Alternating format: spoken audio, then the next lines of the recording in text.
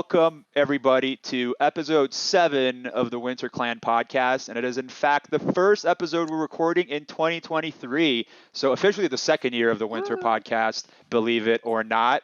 As always, we have a fantastic group of guests here with me. First one here on deck is Girl in Purple. Girl in Purple. Do you prefer to be called Girl or Purple in short? Because I don't want to say that all the time here. Purple. Just say purple. Fantastic. Well, welcome. Welcome to your first guest appearance in the Winter Clan podcast. I like to tell everybody, once you're in one episode, I'm probably going to bug you to be in future episodes too. So it's a binding contract. Absolutely. Man, if I wasn't certain on doing such, I would not have joined in the first place, buddy. I love it. So, Purple, tell us a little bit about yourself. How'd you find out about Winter? What do you do? What do you do with Winter? Finding out about Winter, actually, by joining another group before. I joined TAW somewhere around summer. I was invited there by Papa Dread on the official enlisted. I know that guy. On the official enlisted Discord server, and like he left within 2 weeks and was like, "Ayo, I just recruited you. Do you just want to join to the next one?" And then I immediately joined over to Winter, where enlisted was just a starting game right now. It was only Archon and leadership. And I was asked, "Yeah, you wanna join for leadership?" And here I am, enlisted leadership ever since. Well, Purple, we're glad to have you. And tell us, are you playing anything else currently aside from enlisted, or just dropping in all the hours there on enlisted? Enlisted actually a little bit less currently, just like a little bit burnt out from enlisted because I've been stacking the hours into that way too much. That's fair. We've all been there. Mm-hmm. But right now I'm playing a lot of Overwatch. Actually been playing more comp lately. Haven't been playing comp since OH1. And I've been playing a little bit of cross out. Just begun to play that recently. Who's your Overwatch main? Reinhardt. That's also not a fair. That's a pretty good one. Reinhardt used to be my Overwatch main when I was playing more of that, but that's fantastic. Well, welcome. We're glad to have you here at Winter. Butterin, welcome. You also first time guest here at the podcast. Tell us a little bit about yourself. How'd you find out about Winter? What do you do for Winter? Well, how I found Winter, I was mostly strolling through Reddit, actually. Mostly trying to find games for TTS because I was really into tabletop back in the day. I still play it a little bit every now and then, but I mainly found it through one of your recruiting posts in TTS, and therefore that is when I jumped into Winter. I've had a lot of fun since then. I've been found a lot of friends and other things here, and eventually I decided why not try to run for leadership for the game I originally came here for. Nice. And I did so. So I became an LT for TTS very early on. Eventually it had to shut down, sadly. Not enough people to keep going, but we eventually merged into activities. Yeah. So I was running activities as a captain for a while. And eventually I kind of got a little burned out on it. So I traded over to a different leadership team, which is where I'm at now, Fortnite. So I've had a lot of fun with Fortnite for a while, and I still am. So I've being a captain right now. Just wanted to point out that in the last episode, I personally voted for Fortnite as the Winter Game of the Year. So just wanted to say that. Just wanted to throw it out there. I don't know what that means, but that was my Winter Game of the Year. I know for a fact. I appreciate you, bud. I do. Fortnite is always a ton of fun. I haven't been able to play. Life's been a little bit crazy, but I saw that new Dragon Ball Z event. What was it? The Piccolo and another skin. I was like, ooh, I'm kind of getting that Fortnite itch again. So Gohan and Piccolo have just recently been added to the game. Yeah, so they've added a lot of that back in and reintroduced the Kamehameha in the actual game. I love that. It's quite an interesting thing to actually toy around with. I love the little cameos that they do. I saw that they added Geralt too. Geralt looked pretty good. I've been. Geralt's in there. We got Doom Guy too. Oh shit! I didn't know Doom Guy was in there. That's Really? neat. Yeah, he's in the actual battle pass itself, but he's in there, and boy, do I like it. I mean, what other game can you have Ariana Grande sniping Doom Guy? That kudos for it right there, you know. So that is the real metaverse is Fortnite, in my opinion. Well, Yeah. fantastic. Today, what I want to talk today a little bit about the episode. We wrapped up last year talking about some of our favorite games of 2022. But in my opinion, and I'm sure a lot of people share that idea too, is that 2022 is kind of a bummer in terms of new releases. A lot of games were delayed. A lot of games have been canceled. Actually, we'll talk about it a little bit too. Beginning of 2023, a lot of games have been canceled too. But it does seem we're already catching a pretty good pattern here of new releases, and there's a lot of exciting new releases for the year as a whole. So we've highlighted a few of the games that we want to talk about and that we're most excited to talk about. When I say we, I went in there and threw a bunch in the list. So I'm just gonna blindside Purple and Butterin with names of games that they Absolutely. may or may not have heard about. So they'll it's because that way they make me look smart. So that's my master plan there. So I'm so gonna that's what we're gonna destroy do. that. We'll see how it goes. And then yeah, and after that we had a few questions that from last year from the rest of the winter community. So we'll talk about some of those too. But you guys ready to talk about some games? Video games. I don't know if you guys heard of those, but Absolutely. they're pretty neat. All right, so the first one I wanted to talk about, Butterwin, we actually briefly talked about it before the podcast. And Purple, if you haven't heard about this game, you should probably check it out if you can. I don't know if you have a Nintendo Switch, but Metroid I have. Prime Remake, one of my favorite games for the GameCube.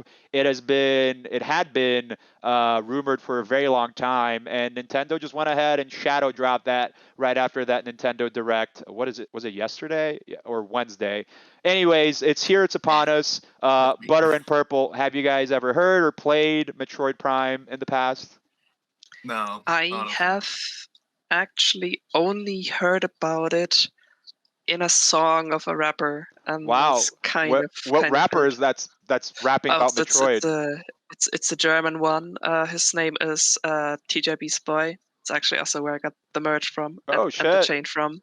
Yeah, he's kind of your kind of the stereotypical kid that played video games back in the day, the stereotypical nerd with all the old games and stuff like that. So he has a lot of that and old animes and stuff like that in his songs, and Oh, that's that the sounds only cool. Does he only rap in thing I ever German or heard does he about. rap in English too? Both. He does a Okay. mixture most of the time, Okay. but some of the Might have to songs check are him only out. also I think in English. Oh, Maybe, absolutely. It's amazing. There we go. That was worth the price of admission for the episode right there. Thank you, Purple. You've already contributed immensely to this episode. I love it. All right, I'm just gonna head out Yeah, then. you Like, can. see, You can punch out if you want to. Just leave. That's all good. Well, okay. I just wanted to say I wanted to point that out because I was super excited about Metroid Prime. I haven't had the chance to snag it yet. But for those who don't know, it's kind of like this. It's when Metroid completely changed how the game was. It used to be this kind of like 2D side scroller type Metroidvania games. You guys might have heard of the Metroidvania style genre. But Metroid Prime just kind of changed it all, made it first person into exploration. A lot of other like first person game exploration games, I think, kind of came after that. So I was super excited about that.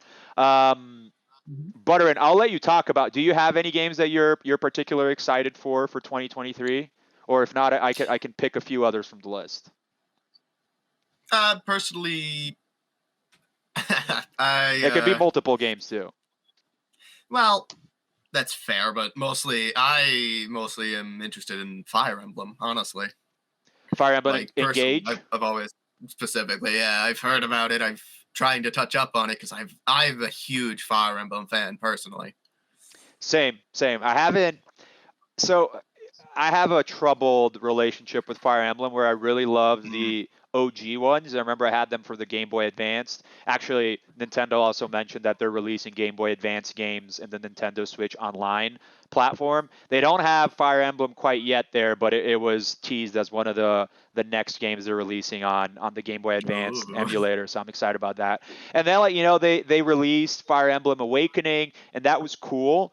But I don't know. It was a little weird for me how it's like a war game. I mean, I guess it is an anime war game and all that comes with that. But it's also like a dating simulator where you're trying to make like all your soldiers like date. And I'm like, what's that? This is not what I remember from Fire Emblem. But hey, it was cool. Like I guess I get the gameplay element of it. But Oh it kind of caught God, me off guard when that came out. God, that feels like Fate now. Fate's the Yeah, Jeez. Fates was pretty much the same, right? It was just a direct. It's pretty sequel. much the same. It's, yeah, you get like for pure combat, it's like exactly the same as the old ones. It's all that, it's all the strategy that you really want. But then outside of it, it's like you get a little mini dating sim for what character you want as like a as a spouse essentially, and it adds other characters in depending on that choice. It's like, wow. Yeah, and exactly, it was weird because it's got like if you really want to metagame it, you want to work on those relationships because then the characters' kids would be OP or not depending on like who you paired Depending together. on the choices, yeah, it's very interesting. Like they take the skills from both characters and the stats of others. It's like, wow, if you really want to play it right, you really can. Purple, have you played renowned anime relationship war simulator called Fire Emblem? No, I have never even heard about it. I'm just listening to you and hearing about war, marrying people, and OP That's children. it. That's Fire Emblem. Just add anime there. Add anime in front, and you got Fire Emblem. That is it. So welcome to the world of Fire Emblem, where that and the weapon triangle. That's true. The weapon triangle is very important. So all you'll know. So, Purple, any games you're excited for in 2024? Could be DLC, could be sequels, could be new games. 2024. Wait, did we jump ahead of you? I keep forgetting, like, when I'm writing documents, I still write 2022. I still haven't officially, like, when I release this episode, I'll probably put 2022 in the title, but I'm slowly getting there. Well, 2023, Purple. What most anticipated games for 2023 for you? Okay, I have two. First one is an DLC actually, and it's I actually just now forgot the name of the DLC. Perfect, but it's the one and only DLC for Cyberpunk 2077. Phantom Liberty, I believe, is the name. Phantom Liberty, yes. As I've played it once completely through. My second playthrough is right now at 78 hours because I'm doing everything humanly possible that you could do, just driving around, getting all the cars, everything, and taking in the world. And I'm so hyped to get new content. Honestly, God. The second one is actually the new Assassin's Creed Mirage. Okay. I'm so hyped for it. Like I'm scared that Unity will not do it or something like that because of the whole stuff with like they're going bankrupt and stuff like that. I just hope that they finish Assassin's Creed before they do, because honestly, that's my absolutely favorite series, and I've already paid €60 for it, for the extra mission and stuff. So there you go. I would like to have it, please. Good game. So regarding Cyberpunk, did you play it on release or did you wait for it to like get fixed a little bit? No. When do you know when exactly it came out? I can't. It must have been like. Let me tell you why I remember, because I love Witcher. I love CD Projekt Red. So I took a day off from work. I took that Friday off, and I told my girlfriend, she lives with me. I said, "Hey, I'm gonna be playing Cyberpunk all weekend, so like we can go out and like maybe have dinner, but other than that, I'm not available to do anything. I'm just gonna play Cyberpunk." And I mean, it was a good game, but it was so broken on PC that I played the whole weekend, to be fair. But then I said, I'm just gonna put this away until they fix it, and I did. I actually started playing it again in the end of last year, and actually Free was playing it too, and it felt just so much better. Like even small things like transmog. It's weird that I've talked so much about this in the Winter Clan podcast, but like in the beginning, like if my best like pants was like a silver thong, I'm running trying to be like a badass like bounty hunter in like a silver thong, so annoying, and I'm like, I don't know, it's kind of removing the immersion from it. So all the small things that they've added to the game, I think have really improved them, and I really enjoyed playing it towards the end of last year. Yeah, I've also sorry. That's all good. That's just like, even I'm now playing it. I'm halfway through my first playthrough right now. It's like they really have added a lot to it. Yeah. Also, to answer your And also to answer your earlier question, it came out 2020. There you go. Shit, it's been so long. 2020. I Yeah, it's can't been believe 3 years. I have been first playing it in 21, I believe. Shared account of my ex-boyfriend. He gave it to me in exchange for all my Assassin's Creed games, like one account for one account. There you go. And at the beginning, I hated it because I was absolutely tired when I started it, and after 20, not like 40 minutes, I didn't understand who was who anymore, and I was like, okay, now I'm not gonna play this anymore. And then I kind of wanted to play it again, and I bought it. I think at the beginning, somewhere of 2022, I started it when they began to do a huge pack of bug fixes, and I loved it. I just rushed through the main story, sadly, and I was like, now I chose that my character would die, and I was like, okay, now I can't play with this character anymore. I have to get the next character. Of that, I'm just running around. And the second they added the outfits, I made 2 outfits for going out, one outfit especially for missions that is only for missions. I'm the and same every way. mission after To that. me, the end game of any game for me is fashion. It's So I always wonderful. want my character to look badass and cool. So I feel you. Yeah. I feel. Did you Yeah. watch the anime, the Cyberpunk anime? Really I should good. not have. I should not have. That was really. That's actually what got me back, because I was like, I'll wait till because at that point I was like, I'll just wait for DLC to come out, because then it'll be really good. But then I watched the anime, and I don't even like anime, and I said, wow, I actually now really want to dive back into the Cyberpunk world, I and cried. it hit hard, hit me like a ton of bricks. I cried, especially Now I gotta finish it. that ending. Like Rebecca did not that did not have to happen at the end of the bloody anime, and I was sitting there like, really? Yeah, I do yeah. not want to cry right now. I have school tomorrow. It was 2 a.m. Yes, I had school the next day, but I could not leave this anime alone until I had finished all the episodes. And like when I began it, and at like the afternoon, I texted a friend of mine, yeah, I'm gonna watch it now because you recommended it. And he was like, if you need emotional support, text me later, yeah, text me. And then at 2 a.m. I texted him, hey, can we talk for like 5 minutes, baby? It's so funny, like talking about the anime, and before the episode, we're talking about also the Last of Us show. It's funny because for decades, video games were trying to make video games out of known movies, right? Actually, the only movie video game that I played that was good was the Lord of the Rings ones. They came out, like, I remember for the Two Towers, but overall, like, movie tie-in games have always been pretty shit. Like, I don't think there's any other way around it. But it's funny because doing it the other way around, making movies and series out of video games, turns out to be really good. Like The Witcher. I actually never finished the Witcher show, but I heard that's really good. The Cyberpunk anime was really good. The Last of Us TV show is really good. So it's funny because we've got it back. I mean, now I feel like they figured it out, and every fucking video game is gonna get TV. Like, I know they're making a Horizon TV show. They're doing Last of Us, like season 2. I don't even know what else, but I'm sure now there's a bunch of that because all these shows are raking in the dough. You really are, yeah. Except for the movie of Assassin's Creed that they made I forgot canon. that they did that. Oh no. They did that, and I watched it, and I was disappointed beyond everything because it was so shit and did not fit the story. And I was like, okay, at least it's not canon. And then the next game talked about stuff that happened in the movie, and I was like, you're kidding me. That come on.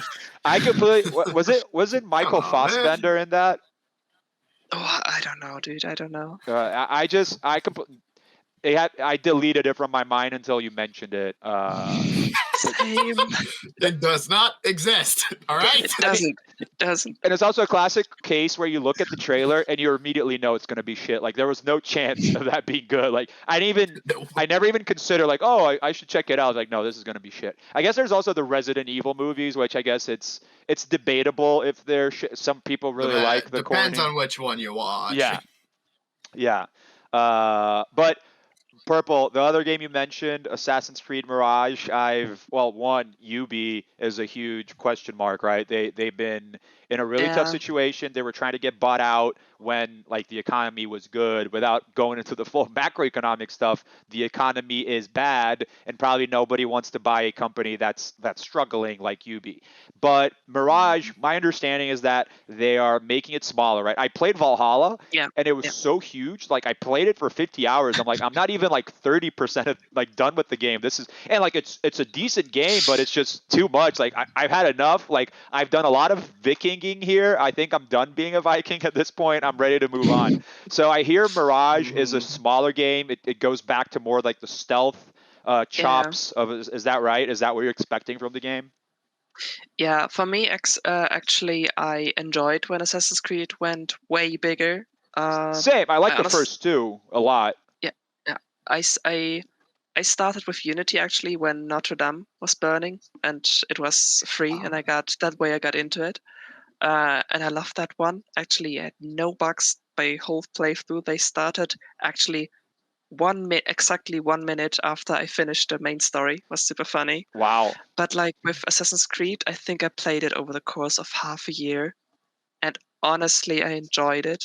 To play it over half a year, enjoyed the Valhalla? amount that I got for my money. Yeah, Valhalla, I enjoyed the amount that I got for my money, but I can absolutely understand why people wanted to go back to like the original roots.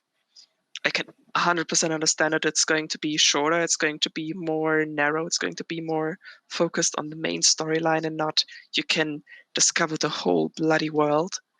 And I also like that because if it's more city based, then it's going to be a little bit more like Unity, probably, which was my starter game. And I still sometimes just hop in it just to walk around and experience the city. So I'm hyped. I'm hyped no matter in which direction it goes.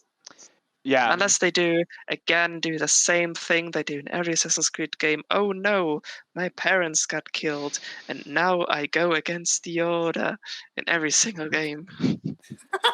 Tell me I'm Not wrong. Tell me I'm inaccurate. wrong. Tell me I'm wrong. Butterin, have you dipped your toes in Assassin's Creed? Oh, I love the series. Okay. I just don't like what they did for the newer ones, the big open world aspects. I am not a huge fan of that, actually, unlike you two. I personally can't handle too big of a world, because then I just get lost in what to do.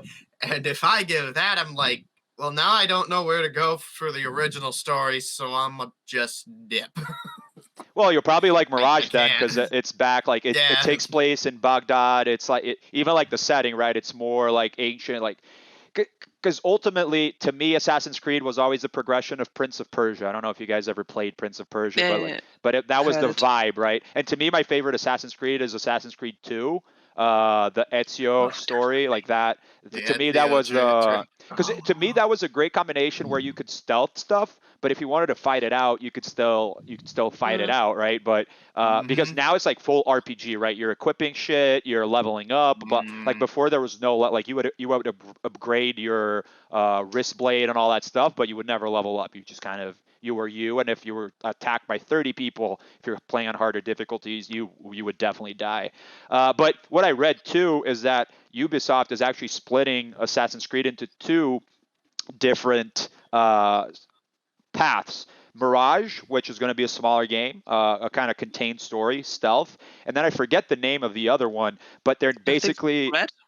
yes, something like that, where it's going to be almost like a Destiny-esque, where you can create your assassin, you can level them up, and then there's going to be multiple stories. And I heard there's two story, like you can basically, I would guess you can probably go into the Animus because the settings, like one of the settings is like feudal Japan, and the other setting it was the witch hunts in like the Holy Roman Empire. So I didn't know hear about that actually. yeah, I think it's called Hex. And I don't know if that's confirmed or if that's rumored, but those would be the two first settings for this like joined Assassin's Creed world. And I think it could be cool because if you're going like full RPG, to me it always seemed a little bit weirder in the bigger games where there's still that stealth element to it, but you could ultimately just God mode walk in there and like murder everyone right off the bat. So maybe creating like a party system. I don't know. It could be cool. I guess we'll have to see if Ubisoft doesn't go bankrupt before that. To go back to your open world thing, Butter, actually, I agree with you to a part.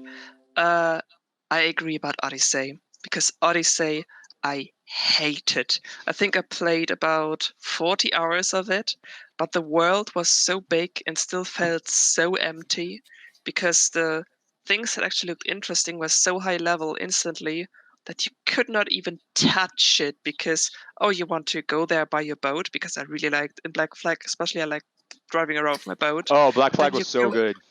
then you drive Yeah, in it's the only one Odyssey, I could do. then you drive around in Odyssey, and then it does, oh no, there's now 5 boats attacking you. They're 20 levels ahead of you.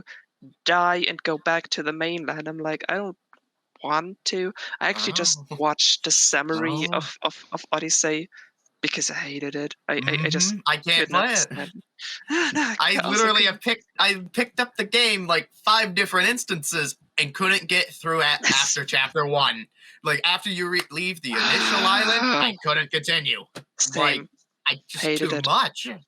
It's also the same reason why I don't play Skyrim. I've never played Oh, Skyrim. I fucking love Skyrim. It's the Well, same reason. That's I a good don't play it. segue to one of the other most anticipated games coming out this year, Starfield. Is anyone excited for Starfield in 2023? You have to No, I still remember have me never heard on of what it. it is because Oh, I've heard about it, but I think I forgot. yeah, so Starfield is from the same makers of Skyrim and Fallout, Bethesda Studios. But Mhm. so you have Skyrim, right? Medieval fantasy. You have Fallout, kind of post-apocalyptic, like weird America after nuclear war. And then Starfield is going to be space. It's basically space Skyrim. The whole idea is that you can travel to different planets. You have your ship. It's first person or third person too. You can do the same thing you would do in Oh, Skyrim. And then yeah, we don't know like the world because Fallout's world already existed, as did Skyrim's, right? There was Oblivion, the Elder Scrolls. This is essentially a brand new IP. Like they're not, for example, Cyberpunk, right? They based themselves off the tabletop RPG. mm. As far as I know, Starfield is not being based out of any existing IPs. They're just creating a new world for Starfield, and it's going to be space Skyrim. And it's so supposedly it was supposed to come out in the first half of this year, but Microsoft, because they bought Bethesda, they've been a little silent. People are a little concerned because they haven't said anything about Starfield in a while. But the expectation is that it would still come out this year. Now, if it comes out the first half of this year, personally, I don't think that's going to happen, but I could easily see it coming out like holiday season for 2023, like be like a Christmas bundle or like a big Christmas release for Microsoft. So, given all of that, and Butterin, I don't know if you knew about Starfield, but sounds like you didn't like Skyrim, so I don't know if you're excited about No. something that, because they were like, "Hey, you like Skyrim, dog? So here you can explore 30,000 planets. Go do it right now." You're like Skyrim. We'll give you more Skyrim with Skyrim.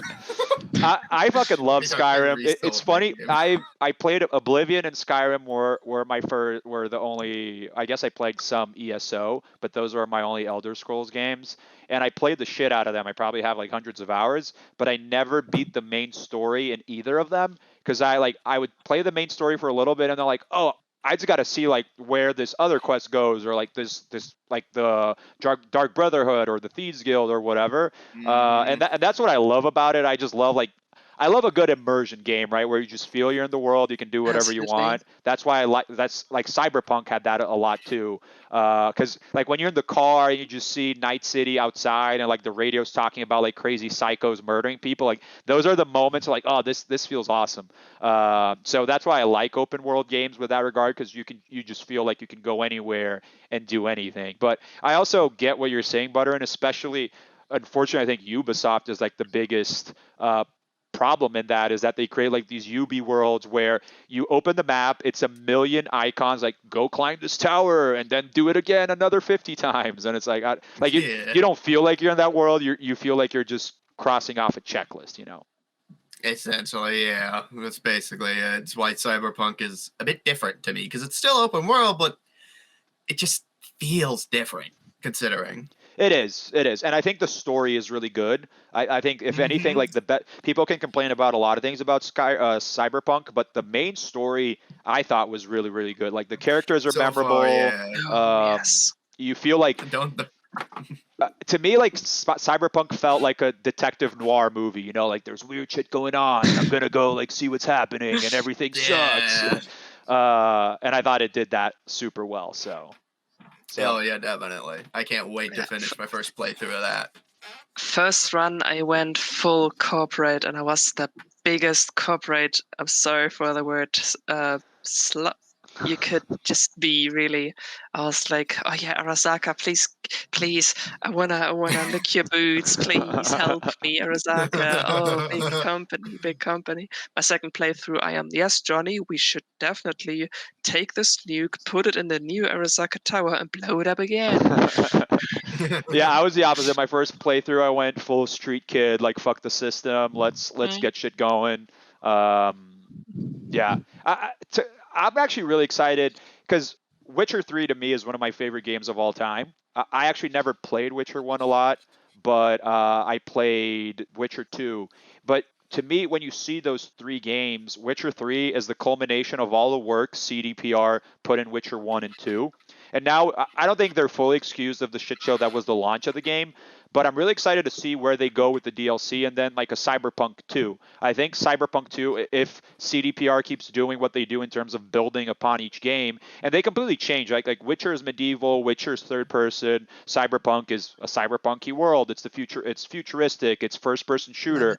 I think they can learn a lot, and they've shown in the past that they've learned a lot and build upon that. So I'm really excited for a sequel. I'm excited for the DLC. I love Idris Elba, and he's the main dude in the DLC, so I think that's going to be pretty rad too. So I think there's a lot to look forward to. And ultimately, I think CDPR kind of saved face with Cyberpunk with all the improvements that they did for free.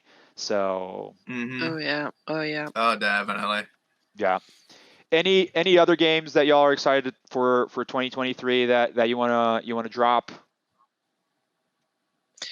It came out 2022, so it doesn't. What were you doesn't gonna say? count, You I can still think. say it. Slime Ranger 2. I still have to. I've Buy never it. played Slime Ranger. I haven't either. I know people get super It's addicted with Slime Rancher. awesome. It's really cute, and I really like this. I like the little story you have around it too, like just the slimes. It's when you really just want to, like for me a little bit, when you just want to feel like a little bit like Jake. Hey, I'm a kid with my little smiling slimes. That's basically the game. If you just wanna, you can like even like the bad things that can happen there when the slimes turn rogue.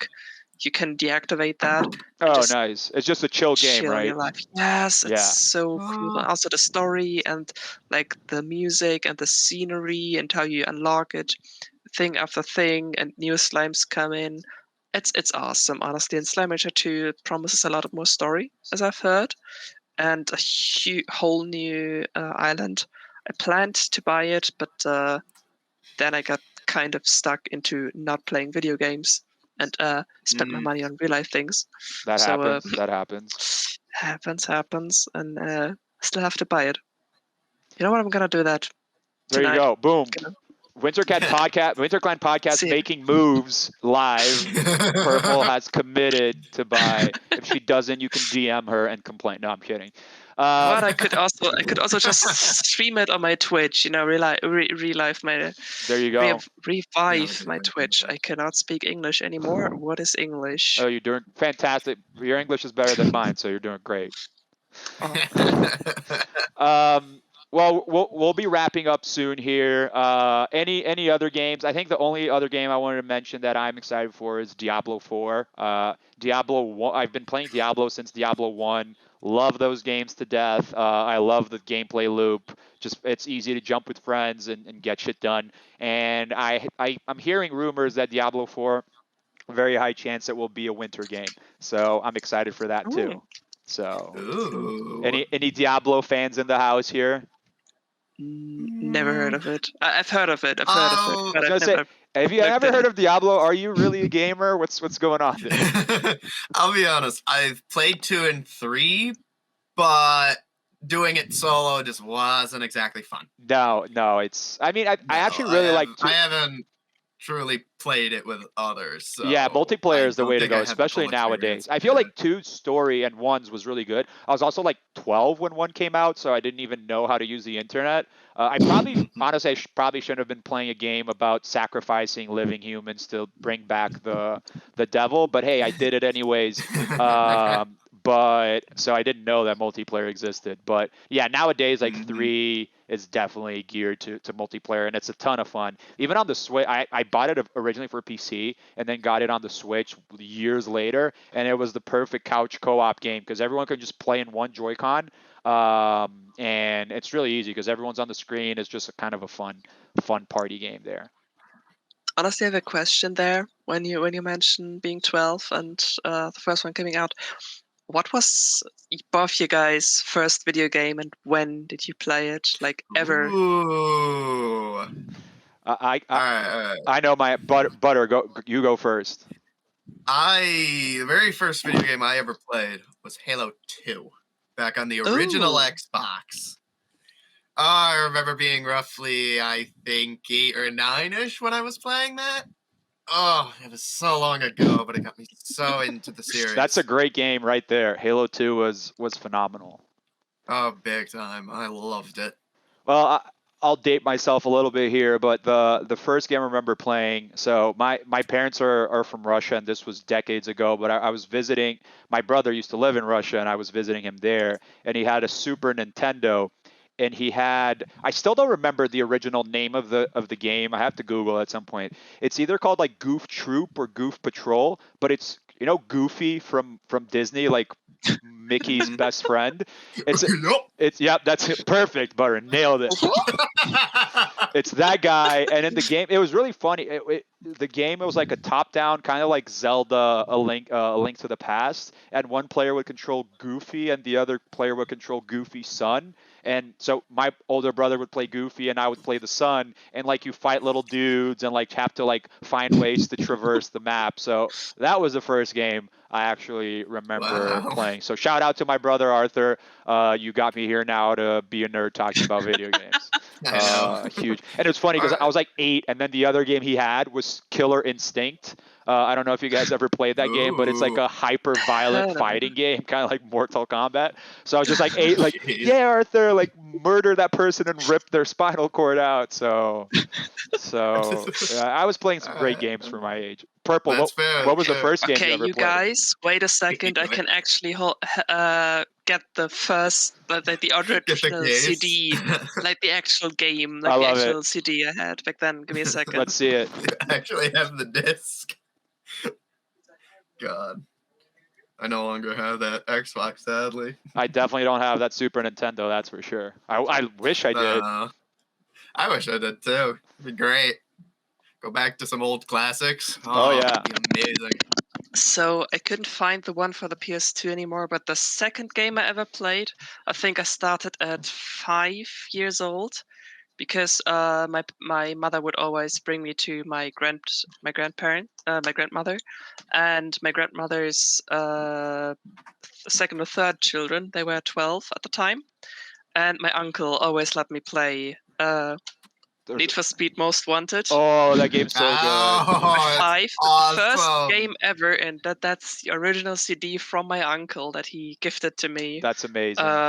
Was SSX on Tour, just a snowboard. Oh, I love SSX. And ski game on the PS2, and I still have the PS2 of my parents sitting behind me, and it's still my favorite game ever. That's amazing. SSX is so. I mean, both those games are my favorite.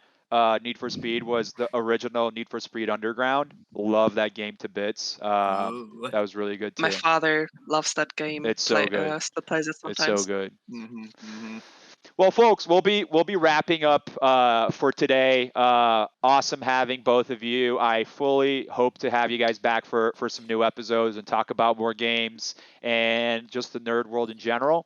I'll ask for the community. Last year we were doing more of that. I forgot to ask for this year, but do send your questions for our guests, for myself, for whomever. If you want to ask about winter, if you want to ask about random bullshit, feel free to drop it in Gen Chat, in the podcast chat, or just DM them directly to me, TommyVodka. But any last calls, questions, comments, requests, Butter, purple. Okay, guys, I'm go play Fortnite. Color purple was created on accident when they wanted to do a drug against malaria. There you go. WinterClan is also culture. There you go. Knowledge in our podcast. We have history. That's why you have to show up to every episode so you can learn more and become more educated. But Absolutely. show up to Enlisted to play Enlisted with Purple, and show up to Please do. Fortnite to play Fortnite with Butter. And I'll try to play games when I can, but it's been a crazy time. I'm here recording podcasts in the meanwhile. But thank you all, everybody, until the next episode.